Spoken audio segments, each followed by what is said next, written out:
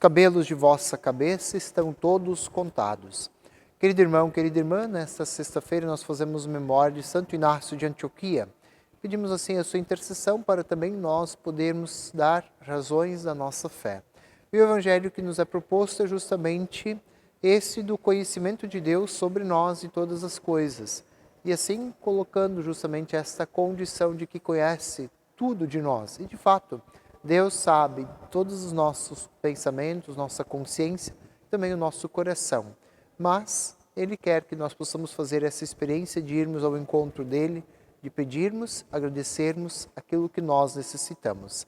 Tenhamos assim todos uma boa sexta-feira, que por intercessão de Santo Inácio de Antioquia, Deus te abençoe em nome do Pai, do Filho e do Espírito Santo.